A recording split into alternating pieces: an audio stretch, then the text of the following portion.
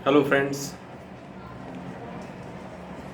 मेरा नाम है पुष्पेंद्र सिंह चुंडावर और मैं 5 वर्ष से अध्यापक के रूप में काम कर रहा था।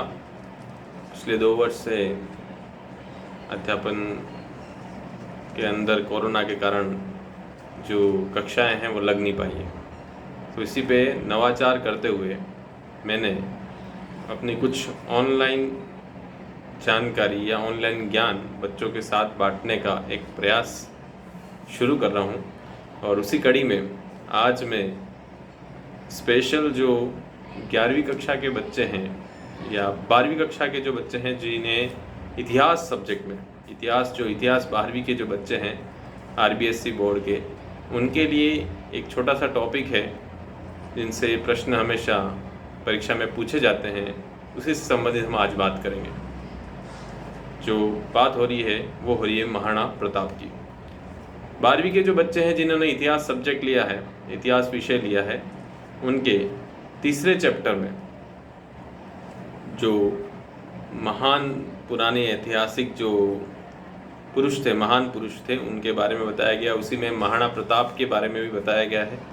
महाराणा प्रताप की जानकारियाँ आपको दूसरे लोग भी जो इस वीडियो को देख रहे हैं उनके लिए भी काफ़ी उपयोगी है, क्योंकि विभिन्न प्रतियोगी परीक्षाओं में भी ये काम आती है। बहुत सी बातें आपको पता है, बच्चों जो नहीं जानते महाराणा प्रताप के बारे में, वो राजस्थान से हैं तो उनके बारे में बहुत जानना आवश्यक है, क्योंकि परीक्षा में प्रश्न पूछा जाता है।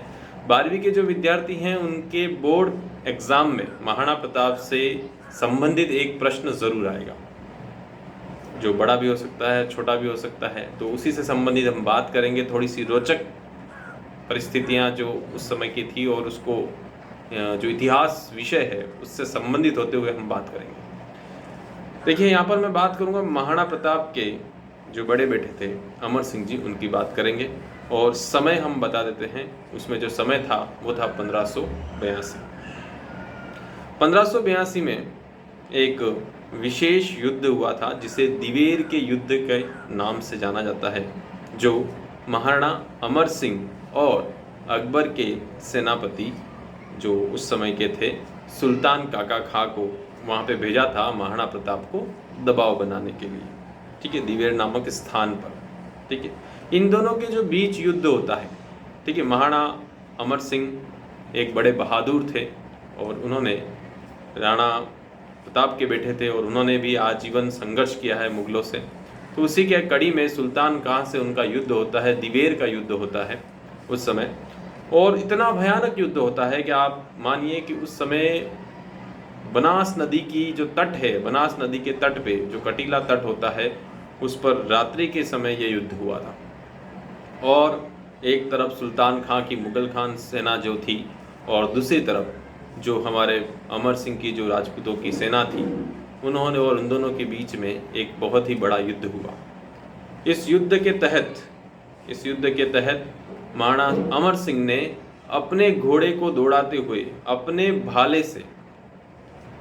भाले से सुल्तान काका खां के ऊपर से जो वार किया, वो भाला सीधा सुल्तान काका खां को चीरता हुआ, उसके घोड़े को चीरता हुआ 2.5 फीट जमीन के अंदर घुस गया और वहीं पर सुल्तान काका की मृत्यु हो गई। सुल्तान खां की इस तरह की मृत्यु को देखते ही सारे मुगल सेना में हड़कंप सी मच गई और मुगल सेना भागने लगी।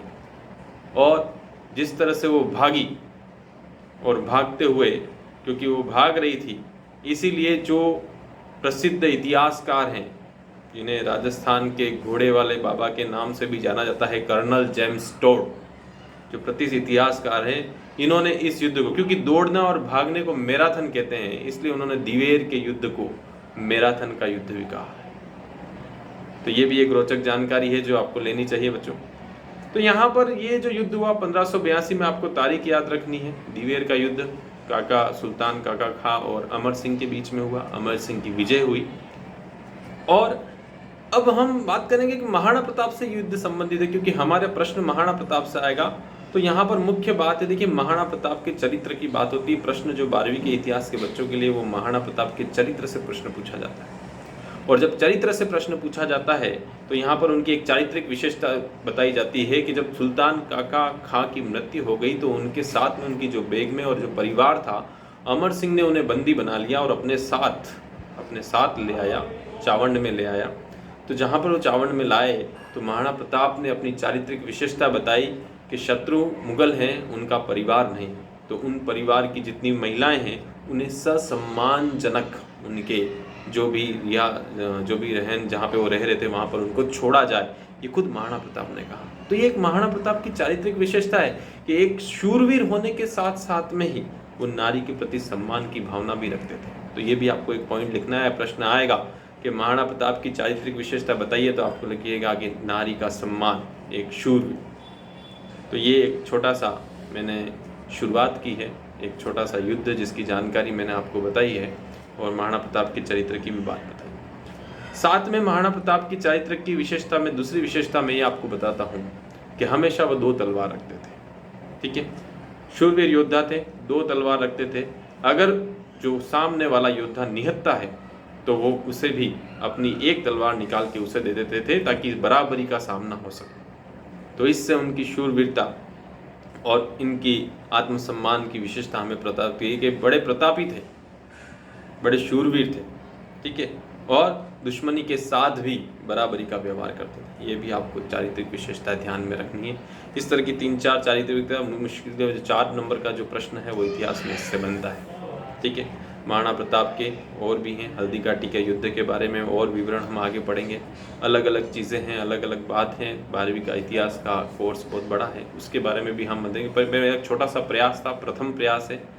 आशा करता हूँ आप अच्छा लगा होगा। अगर आपको अच्छा लगा हो तो इसे लाइक करें और मुझे प्रोत्साहन दें। धन्यवाद।